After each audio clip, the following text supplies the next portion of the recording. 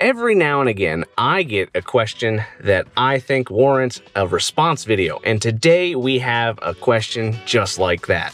Today, our question comes from our good friend 2021 Mighty Ducks, and the question that they're asking is, they would like to know if there's a way to have 60 PSI for their irrigation system and leave their home at 40/45. I would like to know, could I run 2 different lines? Now, this poses a really interesting question because it's complicated to answer. So sit back, relax, and we're gonna have some fun kind of going through how does this actually work and is this even possible? While we do this, we also get to play the fun game of sit in the car because it's feeling like 102 degrees right now because the mid-Atlantic is getting bombarded with a heat wave. So we're taking this minute to kind of cool off and relax a bit, and I figured may as well talk to you. I think if we're gonna have a conversation like this though, I think it's important that we start with the basics. How does a well work? When you have a well, the best way to kind of think about this is that you have a cup of water, that's gonna be the aquifer, the way the water gets into the well, and then you're gonna have the straw, which is gonna be the actual well itself. In our area, we're in the Piedmont Range, it's all metamorphic rock, so we get our water from fractured rock formations. I'm not sure what your area is, but usually you're gonna see sand wells or rock wells. The construction's a little bit different, but the principle is basically the same. You have your well, so you have your cup, which is the aquifer, and you have your straw, which is the well. You put that straw into the ground, and you're gonna put a pump at the bottom of that straw. And that pump is gonna suck the water up through one line, send it towards the house. In that house, you're gonna have a thing called a pressure tank, and that pressure tank is gonna store all that energy from the pump. And the pressure switch, which is the little gray box, is what's gonna actually turn the pump on and off. Well pumps will do this continuously throughout the entire demand of water usage. So if you're taking a shower, the moment that pressure starts to drop, that pump will engage and then it will fill back up to the correct level. Generally speaking, this is going to be a 40 to 60 switch. So what does that mean? That means at 40 PSI, the pump kicks on, 60 PSI, pump kicks off.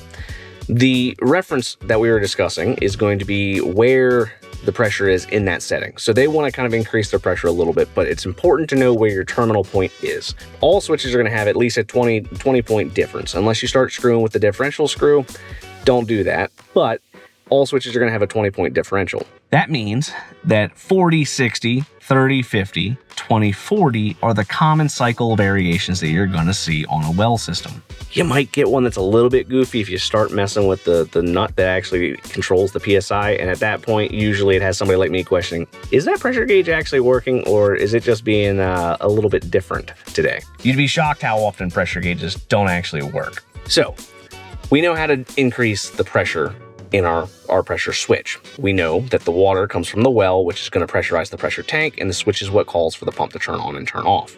So now we got to talk a little bit about the irrigation line. Most wells, at least in our area, if you're going to have an irrigation line attached to it, you're supposed to pull a permit. And some counties are going to force you to actually go ahead and have a dedicated well just for the irrigation. So with that caveat in mind, it's important for you to look up your local regulations in your local situation. But we're going to talk a little bit about what will we do here. Irrigation lines. What are they going to do is usually connect right to the water line on the cold side directly off the pressure tank. You have your line in, T to the tank, tank out to the house, main water shut off, split right after that. That's usually how it'll end up going. It'll go to some kind of manifold or whatever type of irrigation system you have. Irrigation systems come in a variety of shapes, sizes, colors, product. They're all different. So whatever you have planned, just make sure you keep that in mind. The short answer to your question though is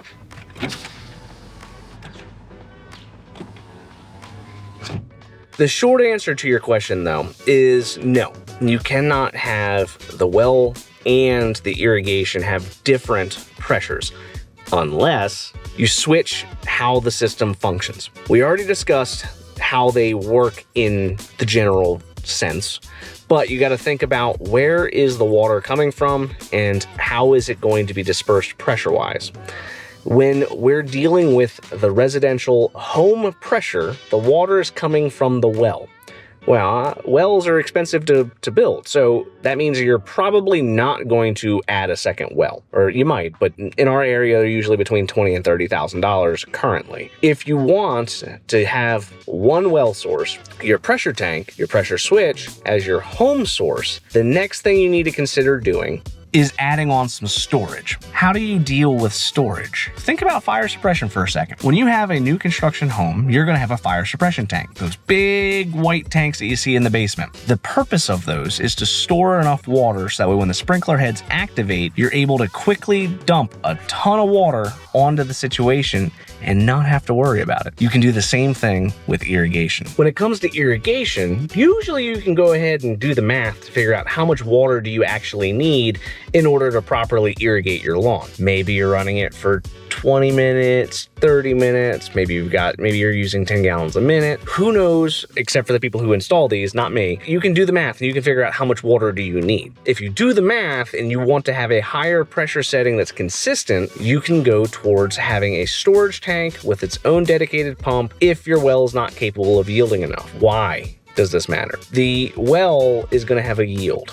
It's important before we kind of get into this, we discuss that you need to know what your yield is and what the reserve is of your well in order to figure out any of the rest of what we're going to be discussing. So make sure you know those numbers before you get started, because you have to know how much water does the well produce and how much water do you have readily available at any given point in time. When it comes to irrigation, you can do the same concept. The main thing that you have to know is how much water do you plan to use. If you have an irrigation system that, let's just say, pumps out 10 gallons per minute and you only intend on running your irrigation for 30 minutes, that means you need to have the ability to use 300 gallons of water or have enough water coming into the storage tank in order to basically counteract whatever you're taking out. So if you have your pressure tank, the big thing is that's for your residential. It can be set at a 40-60 switch, whatever. You're going to want to have the water go off of that line into that storage tank where you're going to have another inline pump that is going to repressurize that water and send it to your irrigation system so that way you can hit that 60-point mark. All said and done, you're probably looking, if you pay somebody, between $3,000 and $5,000 to do it. Still cheaper than a well, but doesn't really kind of do this the cheapest way. The way that I would approach this first, if you have a sufficient well that has a good amount of reserve, let's just say it's got 400 gallons of reserve and it's able to produce 8 gallons per minute, that's a pretty good well. You could put in what's called a constant pressure system. These are really interesting devices because what they're supposed to do is demand-based increase or decrease in the output of the well or the running of the well. You're going to have the pump in the well that actually is going to turn on the supply pressure to the home. With a current pressure tank system, you don't have that. It's going to be the pressure that's stored in the tank is where your pressure is going to come from. The pump is going to refill the tank, but you could end up anywhere on that spectrum of 40 or 60 psi. So you might have 36 psi if you're a 30-50 switch. You might also have 48 psi if you're a 40-60 switch. A constant pressure pump is designed to where once you turn on the pump, it actually provides consistent pressure. I know, wild, right? If you set it to 60 psi, that will give both residential